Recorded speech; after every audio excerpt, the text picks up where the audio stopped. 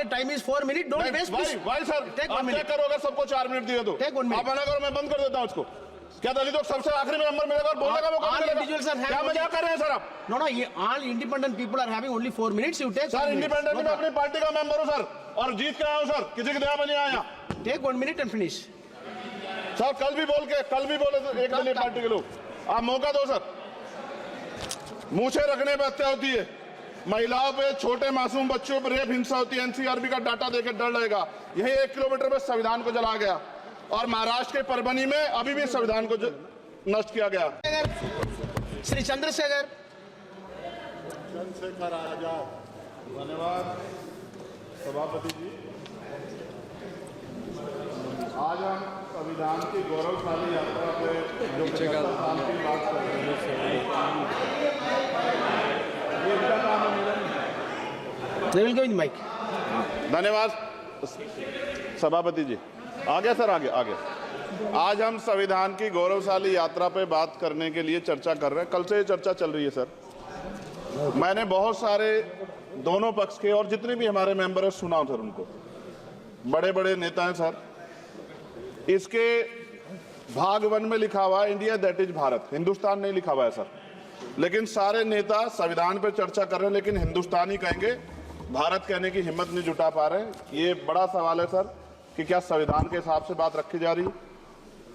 मैं धन्यवाद दूंगा फूले साहब बाबा साहब अम्बेडकर को और मेरे नेता मान्यवर साहब श्री काशीराम को। 25 नवंबर 1949 को संविधान को सौंपते हुए डॉक्टर बाबा साहब अम्बेडकर ने कहा था कि 26 जनवरी 1950 को हम विरोधाभास भरे जीवन में प्रवेश करने जा रहे हैं। राजनीतिक जीवन में तो हमारे पास समानता होगी, लेकिन सामाजिक और आर्थिक जीवन में असमानता होगी। क्या ये चुनौती आज 73 साल बाद दूर हुई है? भारत ने 26 जनवरी 1950 को संविधान लागू होने के साथ खुद को एक संप्रभु लोकतांत्रिक और गणतांत्रिक राज्य होने का ऐलान किया। लेकिन सर उस समय संविधान की स्थिति ये थी कि जैसे गांव का कोई आदमी, मैं 50 की बात कर रहा हूं, वो 50 साल पहले शहर में आ जाता और बड़े लोगों की महफिल में चला जाता, उस जहां वो खाना खा रहे हो, और वो टेबल पे नैपकिन को खा के जो है ये कहता कि ये तो फीका, क्योंकि वो जानता ही नहीं था, वो समझता नहीं था संविधान को, संविधान है क्या। संविधान उसके लिए महज दस्तावेज था। ये जिम्मेदारी थी राजनीतिक दलों पे कि वो संविधान को व्यवहार में लेके आते। और इसके इतने सारे आर्टिकल हैं, अगर इनको व्यवहार में लाया जाता तो मुझे लगता कि आज देश बहुत बदल गया होता। बाबा साहब ने कहा था कि लोकतंत्र भारतीय भूमि का केवल ऊपरी पोशाक है, उनके अनुसार यहाँ की संस्कृति अनिवार्य तौर पर लोकतांत्रिक है। भारत जैसे गरीब और गैर बराबरी वाले देश में संविधान के जरिए छुआछूत खत्म करना, वंचितों के लिए सकारात्मक उपाय करना, सभी वयस्कों के लिए मतदान का अधिकार देना और सबके लिए सम्मान अधिकार तय करना, ये बहुत बड़ी उपलब्धि थी। सर ये संविधान है कि आप वहां बैठे हैं और मैं यहाँ खड़ा होकर अपनी बात रख रहा हूं, और इस देश में आदिवासी महिला के तौर पे जो है राष्ट्रपति बनी है, और प्राइम मिनिस्टर तो नहीं बना, लेकिन शेड्यूल कास्ट के बड़े नेताओं को भी जो है राष्ट्रपति बनने का मौका मिला। इस संविधान की देन, अगर वोट हम पे नहीं होता तो शायद अमीर और जो राजा महाराजा खुद को मानते हैं हमारी गलियों तक नहीं आ पाते, हमारे हाल नहीं जान पाते।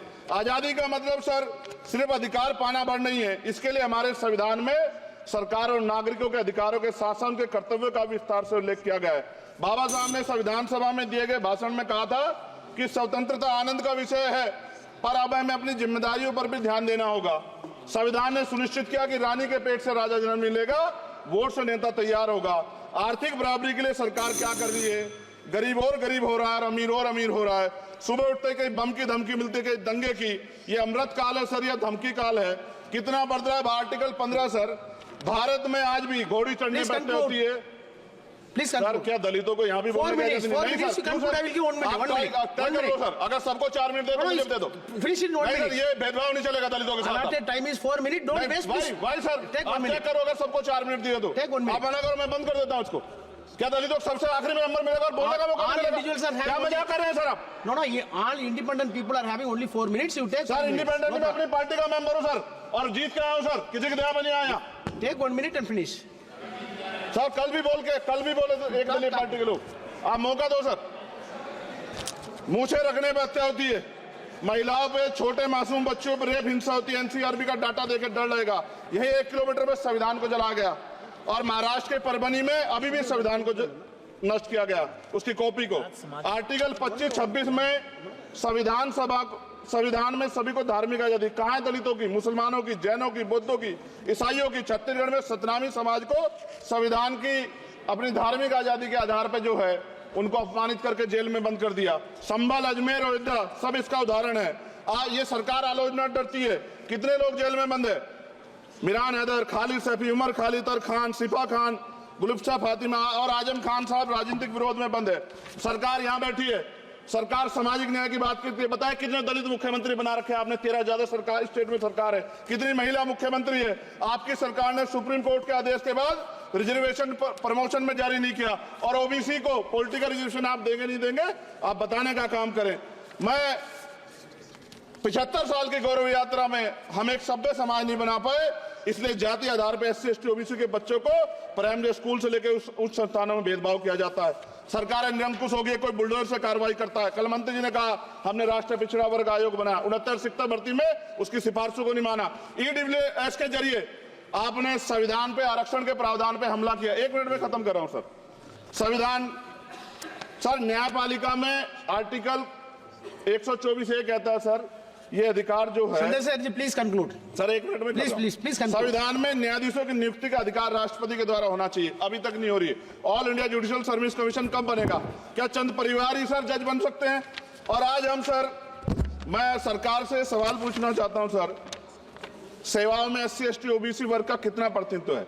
भारत सरकार के मंत्रालयों के अधीन PSU में, बैंकों, बीमा कंपनियों में और स्वस्थायी संस्थानों में आउटसोर्स तथा कॉन्ट्रैक्ट पर वर्तमान कार्यरत कर्मचारियों कुल कितनी संख्या है? आउटसोर्स और कॉन्ट्रैक्ट में कार्यबल SC ST OBC कितना प्रतिशत है?